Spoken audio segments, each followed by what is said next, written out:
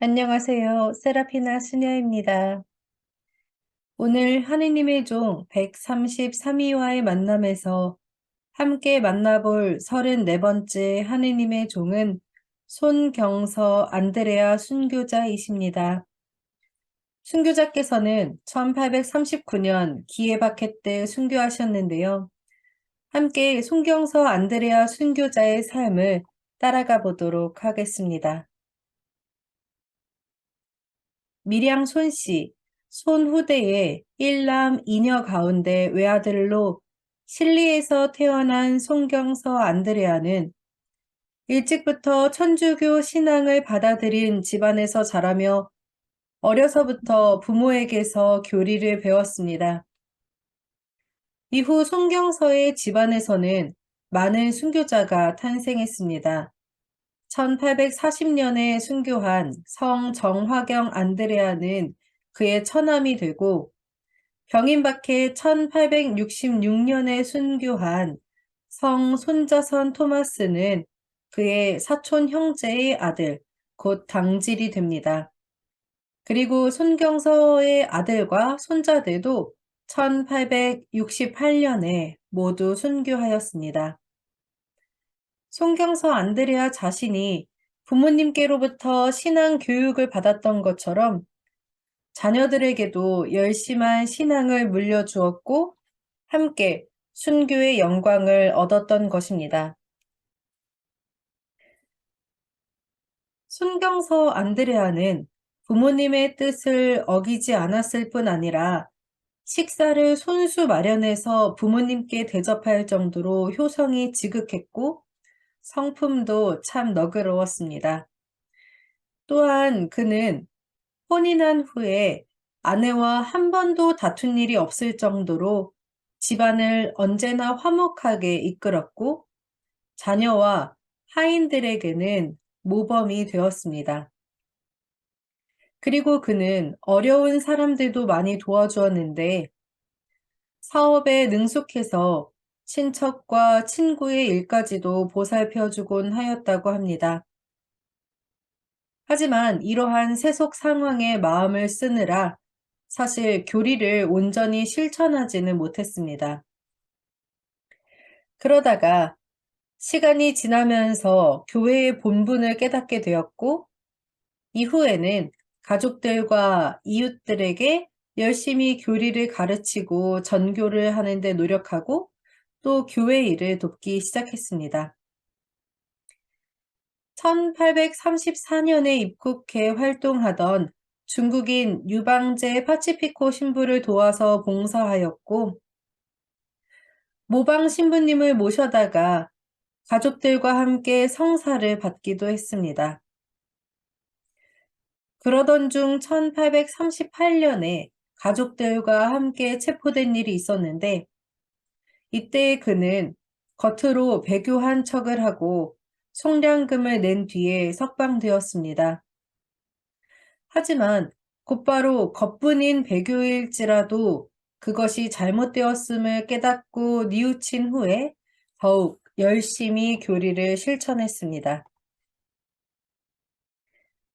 1839년 기예박해가 일어나자 그는 지난 자신의 잘못을 보속하고자 엥베르 라우렌시우 주교를 위해 안전한 피난처를 마련할 계획을 세웠습니다.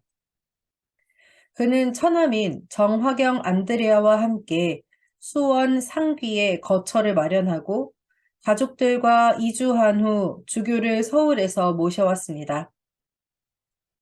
그리고 주교의 명에 따라 모방 신부와 샤스탕 신부를 모시러 떠났는데 그 사이에 엥베르 주교는 밀고자의 책략으로 자수해야만 했습니다.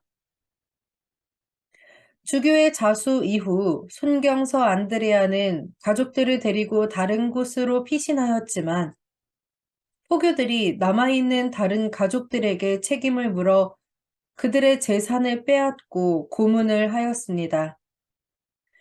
이에 안드레아는 모든 것이 자신 때문이라고 여겨 포교들에게 나아가 자수하였습니다. 이내 서울로 압송된 그는 혹독한 형벌과 문초를 당해야만 했습니다. 그런데 이 형벌이 얼마나 혹독했는지 그는 이를 당해내지 못했습니다. 그리고 삶에 대한 애착이 일어서 배교를 하고 말았습니다. 하지만 하느님의 은총으로 그는 곧바로 정신을 차리고 자신의 배교를 취소하였습니다. 그리고 1839년 12월 26일 손경서 안드레아의 나이 40세. 그는 교수형으로 순교함으로써 영광된 순교자의 반열에 들어가게 되었습니다. 이곳은 충청남도 당진에 위치한 신리성지입니다. 바로 손경서 안드레아의 고향이자 성 손자선 토마스가 자신의 집을 성 다벨리 주교님의 거처로 내어드렸던 장소입니다. 신리성지에 가면 무척 평화롭고 마음이 따스해지는 것을 느낄 수가 있는데요. 바로 우리 순교자들이 신앙을 깊이 뿌리내리며 하느님께 대한 믿음과 기도가 이 땅에 스며들었기 때문인 것 같습니다. 그리고 이것은 수원에 위치한 요당리 성지입니다. 손경서 안드레아 순교자와 성 정화경 안드레아가 엥베르 주교님을 모시기 위해 거처를 마련했던 지역입니다. 이곳에서는 성 장주기 요셉을 비롯한 또 다른 많은 순교자들의 발자취도 느껴볼 수가 있습니다. 오늘 우리가 함께 만나본 순교자, 하느님의 종 손경서 안드레아는 화목하게 가정을 이끌고 이웃에게 도움을 주는 데에 언제나 기꺼운 분이셨습니다. 신앙과 교회의 본분을 깨닫고서는 전교와 교회 일에 봉사하기를 열심히 하셨고, 겉으로만 했을 배교일지라도 그 잘못을 뉘우친 뒤에 그것을 보속할 기회를 찾으셨습니다. 교회를 지키기 위해 주교님을 안전하게 모시려 하였고, 박해를 당해 체포된 후엔 잠시 마음이 약해지기도 했지만, 이내 다시 용감하게 순교의 길로 나아가셨습니다. 그의 자손들이 뒤를 이어 계속해서 순교로서 신앙을 증거한 모습을 보면 순교자 손경서 안드레아는 신앙의 스승이자 아버지로서도 참으로 모범적인 인물이었음을 생각해 보게 됩니다.